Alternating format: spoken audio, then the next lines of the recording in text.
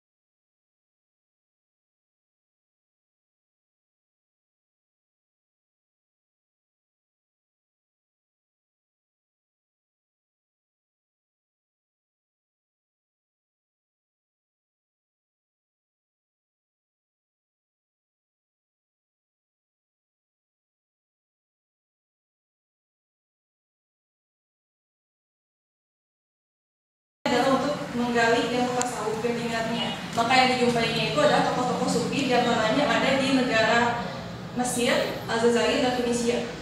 Nah, yang pertama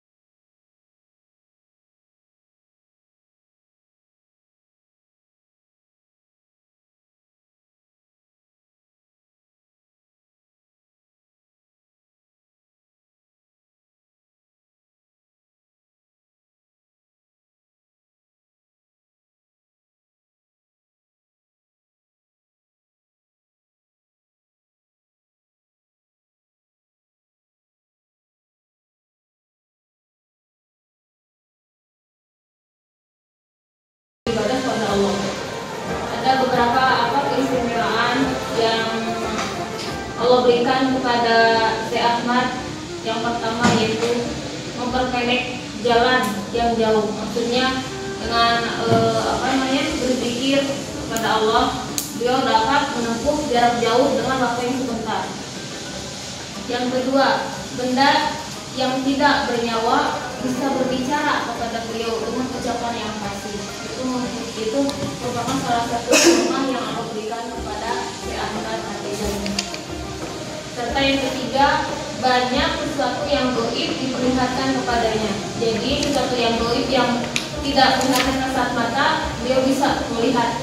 Bahkan mungkin dari sisi gaib, beliau bisa menerangkan tentang hal-hal yang mungkin kalau daya nalar manusia tidak masuk akal, tapi bisa dilihat dengan gaibnya. Yang keempat, beliau memberitahukan akan terjadi sesuatu yang belum terjadi, yaitu dengan takwil. Jadi sesuatu itu diperlihatkan dulu dalam mimpinya. Lalu mungkin karena Allah mengizinkan sesuatu hal terjadi untuk hari esok, atas ucapan dia maka terjadi.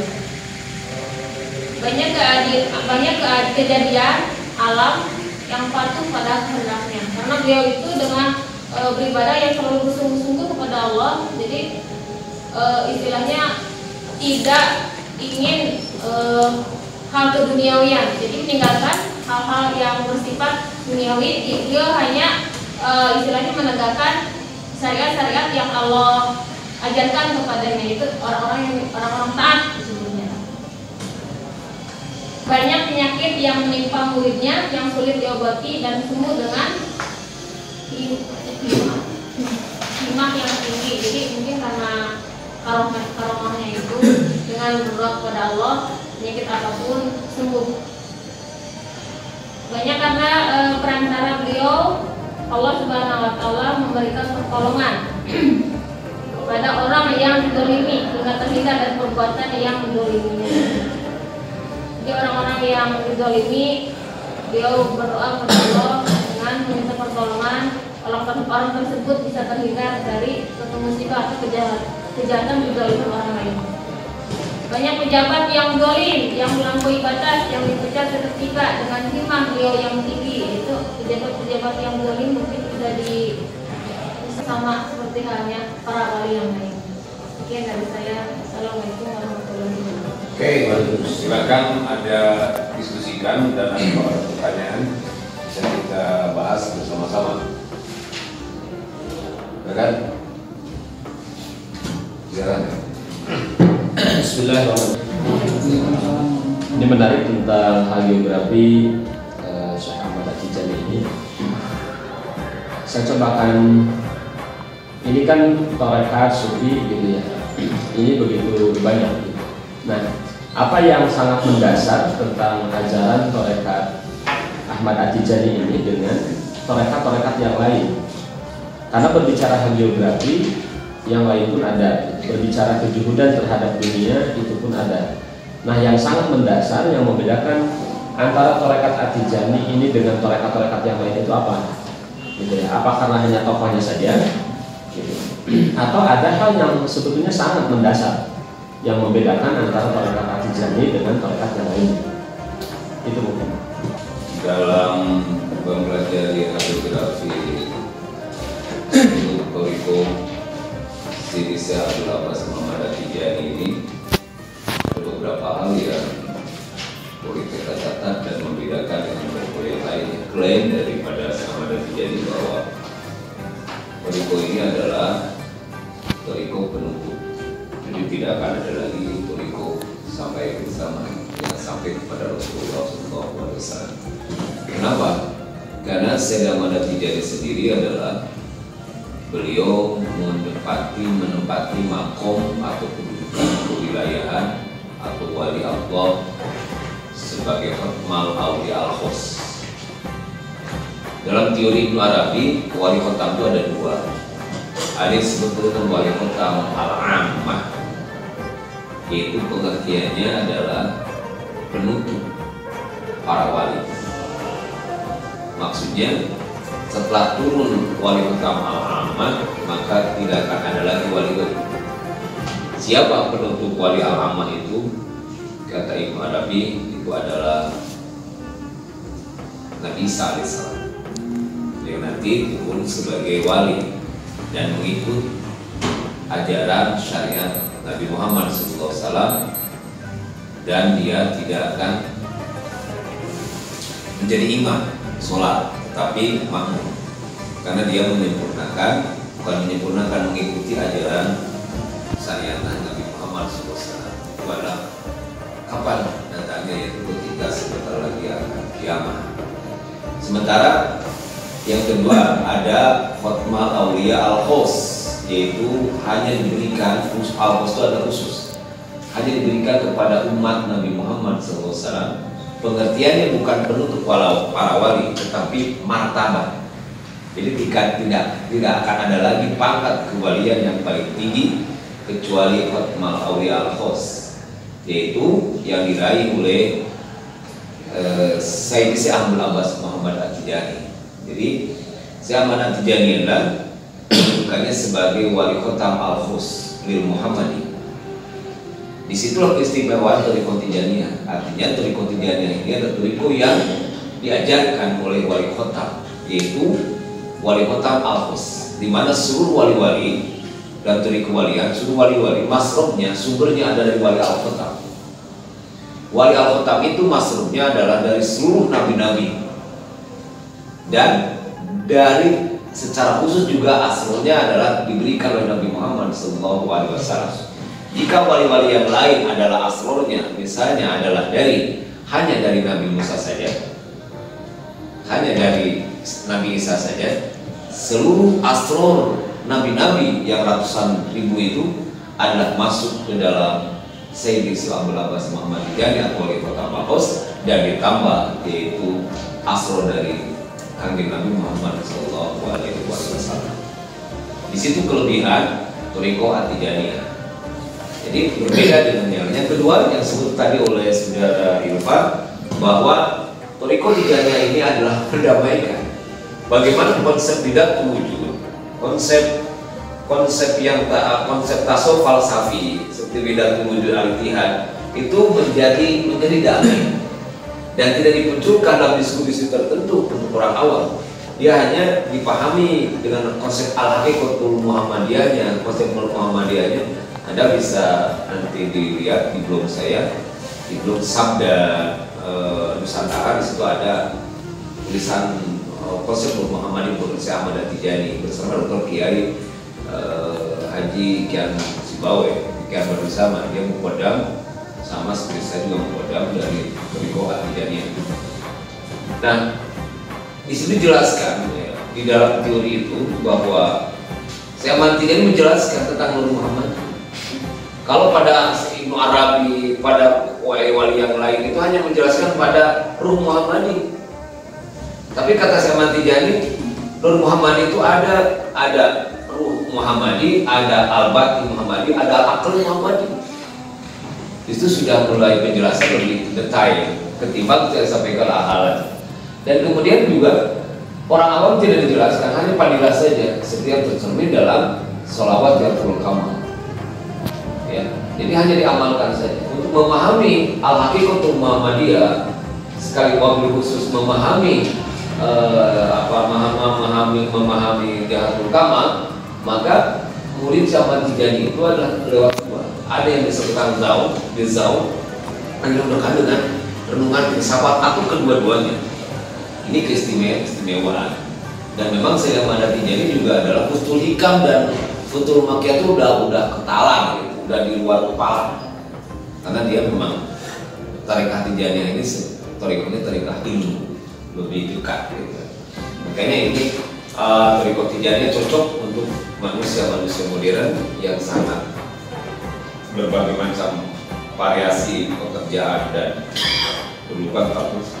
Sebagaimana diklaim di ajaran Syekh Ahmad Tijani amanat Rasulullah SAW, dia mengatakan ijam hadir thariqah bi ghairi khalwati wala ta'jalan bil qalbi. Pegang thariqah itu tanpa khalwat, tanpa menjauh dari makhluk. Jadi kalau Anda jadi dosen, jadi jadi tentara boleh melaksanakan sesuai dengan fungsi Anda. Kenapa? Karena toriko modern itu begitu. Toriko modern itu mudah dilaksanakan tanpa menjauh, profesional harus dilakukan. Jangan menjauh daripada malam. Jadi untuk naik makom itu adalah dalam toriko Tijani adalah toriko syukur dan mahabbah. Mahabbah kepada Allah, mahabbah kepada Rasulullah, mahabbah kepada guru-guru, dan cinta kepada Allah Subhanahu wa ta'ala, syukur kepada Allah Subhanahu wa ta'ala. Sehingga toriko Tijaniyah ini adalah toriko mahabbah wa syukur kepada Allah Subhanahu wa ta'ala. Mungkin ada lagi pertanyaan, silakan Kaman. Saya yang menjelaskan tadi. Silakan dari Aceh. Assalamualaikum warahmatullahi wabarakatuh. Tarekat ini bukan hanya Indonesia ini bukan hanya satu tarekat. Saya pun baru tahu bahwa banyak tarekat juga di Indonesia ini, mulai dari India, India, Syabandiyah dan yang lain. Saya ingin tahu setiap tarekat itu pasti ada amalan yang diberikan, ada amalan seperti zikir dan yang lainnya. Itu seakan-akan saya melihat seperti pokok daripada tarekat itu ada zikir. Ada nggak zikir yang dibacakan di At-Tijani? Ada nggak? Ya, nanti saya akan jawabkan. Itu amalan lazim, artinya wajib, yang disebut amalan lazim atau amalan yang tidak boleh ditinggalkan. Kalau ditinggalkan harus dikudu. Yang pertama adalah diri lazimah. Lazimah itu 100 kali baca istighfar, astagfirullah, astagfirullah, astagfirullah. Kedua adalah membaca selawat kepada Rasulullah 100 kali, dan ketiga membaca zikir la ilaha illallah. Dibaca pagi dan sore atau petang atau malam sebelum akhir maghrib. Kemudian yang kedua yang lazim itu ada disebut wirid wadhifah. Wadhifah itu ada dibaca minimal 1 kali sehari, yaitu membaca istighfar 30 kali, astagfirullahaladzim allazi la ilaha illa huwal hayyul qayyum. Kemudian membaca sholawat pagi 50 kali, kemudian zikir 100 kali, kemudian ditutup dengan bacaan sholawat Jawharatul Kamal dengan kafiat tertentu, yaitu sebanyak 12 kali. Kemudian wirid yang lazim yang ketiga adalah jenisnya adalah haylalah. Haylalah itu tahlilan, membaca zikir la ilaha illallah. Halalah yuharimu tahlilan haylalatan, membaca la ilaha illallah. Itu kalau pribadi 1000 kali, paling sedikit sampai 1600. Kalau berjamaah itu yang terpenting sampai waktu maghrib, kemudian dilaksanakan sholat berjamaah. Di sini jelas toriko Tijani adalah sangat ketat dengan syariat, sehingga para muridnya itu ketika hilal harus berjamaah, sholat berjamaah, sangat ketat terhadap syariat. Nah, kemudian yang kedua adalah jenis kedua wirid ikhtiariyah. Wirid ikhtiariyah itu wirid yang bersifat pragmatis, untuk soleh, doa rezeki, hiji biasa kayak gini, di asal-diri dan lain sebagainya. Nah, pada dasarnya seluruh toriko itu sama, hanya kaifiat yang berbeda. Seluruh toriko itu sama, yaitu adalah berzikir kepada Allah, mengucapkan la ilaha illallah, istighfar atau istighfar dulu, kemudian baca sholawat kepada Rasulullah SAW. Seluruh toriko sama, karena dasar dari Rasulullah SAW. Misalnya torikonya Qadiriyah, ya istighfar, misalnya istighfar, kemudian ada la ilaha illallah. Begitu juga dikir-dikir yang lain, apa toriko yang lainnya. Karena memang toriko itu adalah dari Rasulullah SAW, seperti pertanyaan Ali bin Abi Thalib kepada Rasulullah SAW bertanya, ya Rasulullah, ayu toriko aqrabu ilallah. Toriko yang mana yang bisa lebih mendekatkan kepada Allah? Qul la ilaha illallah, kata Rasulullah. Bacalah la ilaha illallah. Kata Sayyidina Ali bin Abi Thalib, semua orang baca la ilaha illallah, tapi tidak masalah zakat kami. Tidak sampai dekat kepada Allah, tidak merasa dekat kepada Allah. Maka kesini kau aku ajarkan, pejamkan mata kepada Rasulullah, mengajarkan kepada Ali bin Abi Thalib cara membaca zikir yang la ilaha illallah, masuk kepada hati, itulah peristiwa itu disebut talqin, artinya mengajarkan zikir, metode zikir. Jadi inti thariqah itu adalah zikir kepada Allah Subhanahu wa taala, yaitu melaksanakan menzikirkan, melafazkan kalimat thayyibah la ilaha illallah atau kalimat bismillah Allah dan sebagainya. Amalan yang lainnya adalah di luar wajib itu adalah Al-Quran, karim khotam. Kadang-kadang para sufi 3 hari, 1 hari, 1 bulan, yang lain dari 3 bulan, ada yang 1 bulan sudah khotam, ada yang 1 bulan 2 kali, 3 kali, ada yang 3 hari khotam. Kalau saya mati jadi kan diantaranya khususnya dia udah khotam Al-Quran, dia udah hafid Quran. Jadi mungkin bacanya tiap hari terus baca Quran begitu. Itu bacaan Quran sudah menjadi di luar wajib, tapi di luar thariqah itu, jadi menjadi internal dirinya baca Quran. Dan selain itu juga ada amalan-amalan yang lainnya. Keistimewaan dari thariqah Tijaniyah apa? Salah satunya lagi adalah sebagaimana diklaim di ajaran Syekh Tijani amanat Rasulullah SAW. Dia mengatakan ijab hadir thariqah bi ghairi khalwatin wala ta'jalan bil khalqi. Pegang thariqah itu tanpa khalwat, tanpa menjauh dari makhluk. Jadi kalau Anda jadi dosen, jadi tentara boleh melaksanakan sesuai dengan fungsi Anda. Kenapa? Karena tahun kemudian itu begitu. Tahun kemudian itu mudah dilaksanakan, tanpa menjauh, profesional harus dilakukan. Jangan menjauh daripada makhluk. Jadi untuk naik makom itu adalah dalam thariqah Tijaniyah adalah thariqah syukur dan mahabbah. Mahabbah kepada Allah, mahabbah kepada Rasulullah, mahabbah kepada guru-guru, dan cinta kepada Allah Subhanahu wa taala, syukur kepada Allah Subhanahu wa taala. Dan thariqah Tijaniyah ini ada thariqah mahabbah wa syukur kepada Allah Subhanahu wa taala. Jadi sangat mudah. Karena memang itu keistimewaannya, karena diberikan jaminan dari Rasulullah SAW kepada Rasulullah SAW bersama Tijani sebagai wali khotmul awliya, wali khotam al-khos. Itu lebih keistimewaan daripada thariqah Tijaniyah sebetulnya daripada yang lainnya. Saya ingin menjelaskan hal itu aja. Pertanyaan saudara tadi tentang apa wujud thariqah Tijaniyah itu, ada semuanya sama gitu, ya. Tapi sangat mudah untuk thariqah Tijaniyah ini. Jadi sederhana. Misalnya tadi istighfarnya, kenapa istighfarnya tidak menggunakan kata-kata astagfirullahaladzim allazi la ilaha illa huwal hayyul qayyum wa atubu ilaih. Kan ada istighfar, sifat istighfar diajar Rasulullah, astagfirullah, astagfirullahaladzim allazi la ilaha illa huwal hayyul qayyum wa atubu ilaih. Ada astagfirullahaladzim allazi la ilaha illa huwal hayyul qayyum. Ada misalnya rabbi firli wali walidayya wa makamar bayani segiro. Itu kan istighfar, semua mohon ampun kepada Allah. Ada sayyidul istighfar. Di Tijani yang menggunakan kata astagfirullah dan astagfirullahaladzim allazi la ilaha illa huwal hayyul qayyum atau huwal hayyul qayyum. Ya. Kalau di kami jalurnya dari Syekh Tijani, dari Syekh Nabawi Zaman mengucapkan astagfirullahaladzim allazi la ilaha illa huwal hayyul qayyum, dibaca nasab untuk ditawajuh. Artinya naat makhluk pada tadi astagfirullahaladzim allazi la ilaha huwal hayyul qayyum, yaitu naat makhluk di situ dan dinasabkan itu sebagai tawajud, ya, untuk semakin mendekatkan diri kepada Allah Subhanahu wa taala. Nah, kemudian kenapa tidak baca waktu wilayah? Dalam manusia modern tidak bisa menghindar dosa. Tobat itu ada sangat susah. Jadi ini sangat manusiawi sekali. Kalau kita hari ini kita berbuat dosa, sebentar lagi berbuat dosa, ya minta maaf pada Allah Subhanahu wa taala. Kalau sekarang kita baca astagfirullahaladzim allazi la ilaha illa huwal qayyum misalnya, waktu wilayah kalau kita terjemahkan astagfirullahaladzim, aku bermohon maaf, aku mohon ampun kepada Allah yang Maha Agung, yang hidup, yang berdiri sendiri, wa atubu ilaihi, dan aku bertobat kepadanya. Barusan bertobat, wa atubu ilaihi janji, tapi bentar lagi ngomongnya nggak benar, misalnya menggunakan kata yang kotor atau apa lagi. Artinya ada dua dosa jadi apa? Pertama, dosa melaksanakan yang melanggar janji, bacaan istighfar itu jadi dosa. Tadi wa atubu ilaihi, tapi waktu melanggar. Yang kedua, dosa melanggar syariat.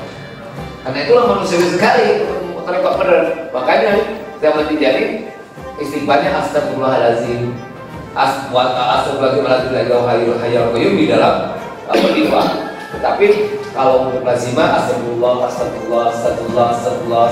saya mohon ampun itu aja atas dosa yang kita lakukan. Itu memang sangat mudah sekali. Itulah cirinya atau Riko yang diberikan kepada Hotmal Awel Host. Ya mungkin ini sudah terlalu banyak karena kelihatan produknya gitu kan. Ya, saya pikir ada cukup lah. Coba ya, mudah-mudahan perkuliahan hari ini sekali lagi memberikan motivasi kepada kita semuanya untuk terus membaca literasi yang sangat menarik yang boleh jadi di pasca yang lain atau di jurusan sejarah yang lain. Hagiografi Islam itu tidak diajarkan, tapi bagi kita hagiografi Islam merupakan salah satu jenis historiografi yang ada di dalam majalah historiografi Islam yang kita coba untuk menggali bagaimana teknik, kemudian cara, jenis-jenis tulisan-tulisan yang ditulis oleh sejarah tentang orang-orang suci oleh para kelompoknya atau para muridnya, oleh pada komunitasnya. Ini menarik untuk kita lanjutkan. Kita tutup ya pertemuan kali ini. Kita berikan aplaus kepada